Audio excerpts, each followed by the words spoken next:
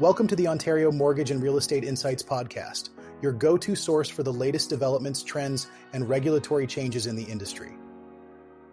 I'm your host, Steve Hamoen, here to provide you with insights sourced from reputable news outlets to help you stay informed and make well-informed decisions. This podcast is brought to you by Real Approved Inc., a trusted mortgage brokerage dedicated to helping Canadians achieve their home ownership dreams. Visit realapproved.ca to learn more about how our experienced team can assist you with your mortgage needs. Let's dive into today's episode. Today, we're starting off with a significant topic that impacts many Canadians: mortgage renewals and the potential strain on households. According to the Bank of Canada's 2025 Financial Stability Report, we're seeing some emerging risks related to household debt and mortgage renewals, especially as trade war risks linger. That's right, Steve. The report highlights that while Canada's financial system is stable, there's a growing concern about households with high levels of debt, particularly in areas with elevated housing prices. Many Canadians have managed to withstand high interest rates and economic shocks, but some remain vulnerable, especially with so many mortgages due for renewal soon. Exactly, Janine. About 60% of outstanding mortgages are set to renew in 2025 or 2026. Many of these borrowers locked in ultra-low fixed rates during the pandemic and will now face higher payments. While interest rates have come down over the past year, the data suggests that renewing borrowers will still see increased costs, albeit not as sharply as previously expected.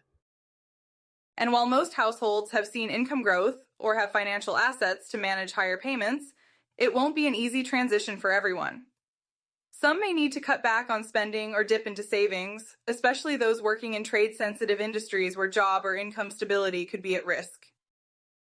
It's also worth noting that while Canadian banks are in a strong position to absorb financial shocks, medium-sized banks that often cater to higher-risk borrowers are seeing more stress in their mortgage portfolios. These lenders are more regionally concentrated and could face higher exposure to trade-sensitive industries. That's concerning, Steve. If financial stress on households intensifies, we could see banks tightening their lending standards. This would lead to reduced credit availability and potentially a weaker housing market. The Bank of Canada remains cautious, even though household indebtedness has slightly decreased over the past year. Yes, Janine. While the bank is less worried about high borrowing costs affecting debt serviceability due to lower interest rates, trade tensions remain a significant threat to jobs and incomes in certain industries. This could make it harder for affected households to keep up with debt payments. And as the Bank of Canada points out, a prolonged trade war could severely weaken the Canadian economy, adding pressure on households with mortgages. This scenario could lead to rising arrears, falling property values, and further financial stress, especially for recent homebuyers and those in trade-sensitive regions. It's a challenging situation, but Canadian banks, according to stress tests, are well prepared to weather economic shocks thanks to their strong balance sheets. However, substantial credit losses could still force them to tighten lending to protect their capital ratios. Let's shift gears a bit and talk about some positive news for potential home buyers. According to Sal Guattieri, a senior economist at the Bank of Montreal, the current market conditions are presenting some of the best purchasing opportunities for buyers in decades. That's interesting, Janine. With the recent cooling in some of Canada's major housing markets, like Toronto and Vancouver, there seems to be a window of opportunity for buyers who were previously priced out. It's a stark contrast to the frenzied market we saw just a few years ago during the pandemic. Exactly, Steve. Home sales have dropped significantly, particularly in high-priced areas, as buyers remain cautious due to economic uncertainties, including the ongoing trade tensions. But that slowdown is actually creating a more favorable environment for those looking to enter the market. Sal Guattieri mentioned that this might be the best time to buy since the early 1990s, especially in Toronto. Prices have come down, and competition is less fierce. It's a great chance for buyers to finally get their foot in the door, particularly in regions where prices skyrocketed during the pandemic. And it's not just about prices coming down. The Bank of Canada has been cutting interest rates, which have fallen from 5% to 2.75%.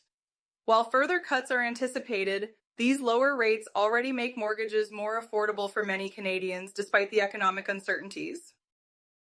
Right, Janine. The bank's rate cuts are crucial for improving affordability. Guattieri also pointed out that as long as inflation remains around the bank's target rate of 2%, we're likely to see more cuts, which should continue to ease the burden on new home buyers.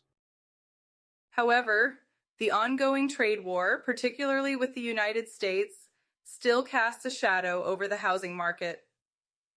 Many potential buyers are hesitant, worried about job security and the broader economic impact of these trade tensions.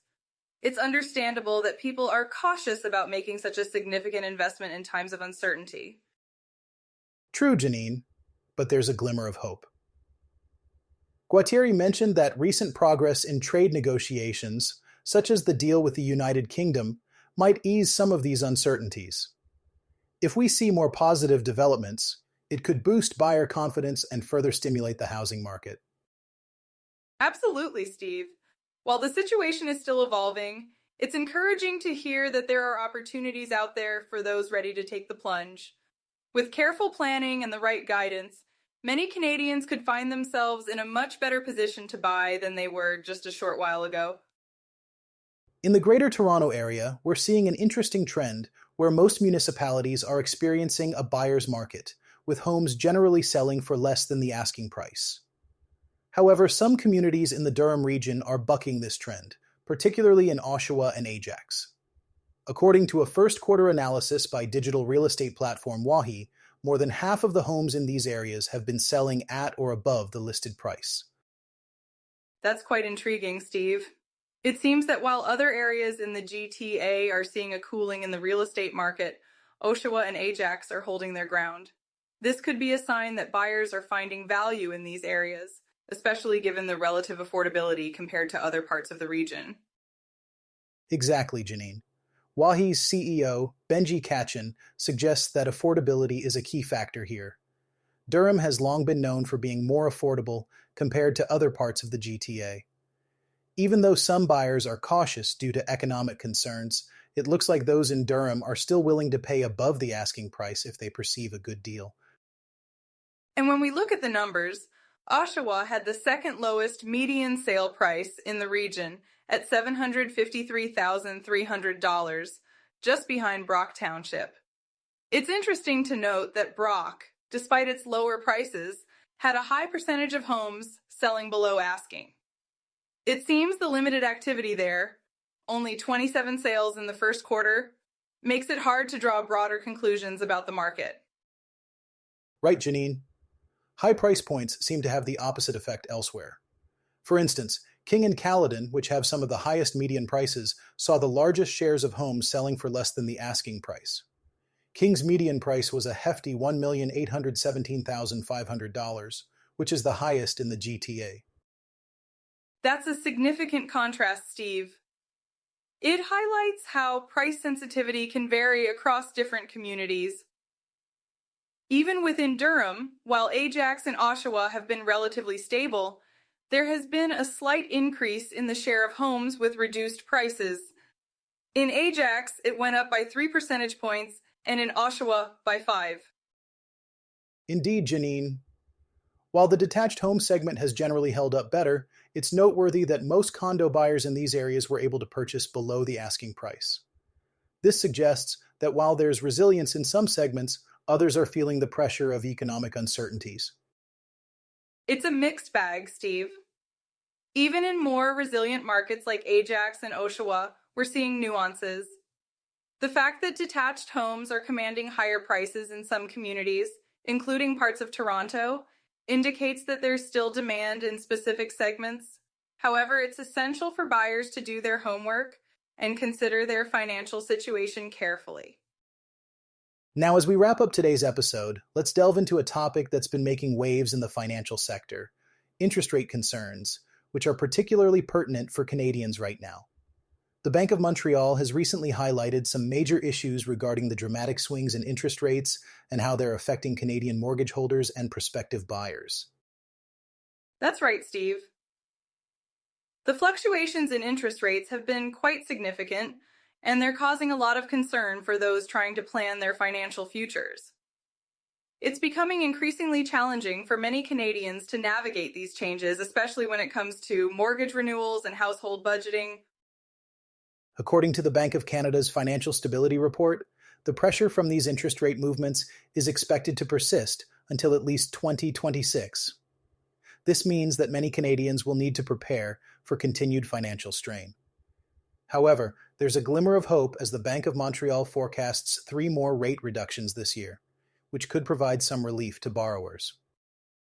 Yes, Steve, but it's important to note that these potential rate cuts are contingent on a significant economic downturn, which could be triggered by ongoing trade conflicts affecting the labor market. It's a delicate balance, and while lower rates can ease the burden on borrowers, the underlying economic uncertainties remain a concern for many families. For those in the market, the cost of borrowing remains elevated. With rates staying above pre-pandemic levels, renewing or securing a mortgage feels pricey, which in turn affects spending and savings. Investors should keep an eye on these rate trends, as they have a direct impact on housing demand and consumer spending. Absolutely, Steve. The broader economic stability is also at stake.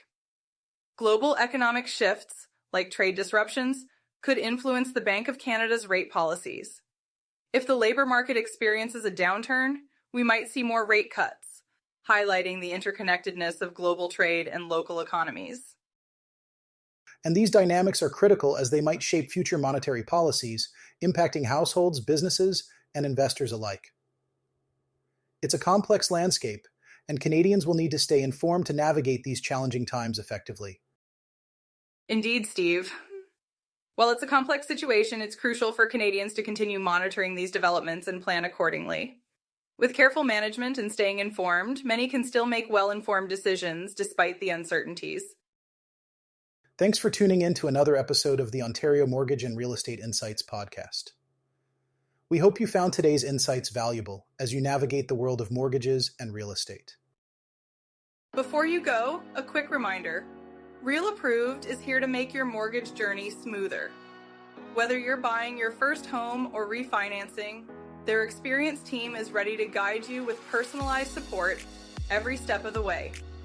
Visit realapproved.ca to get started and take the next step toward achieving your home ownership goals. Catch you next time and stay informed with the latest industry insights.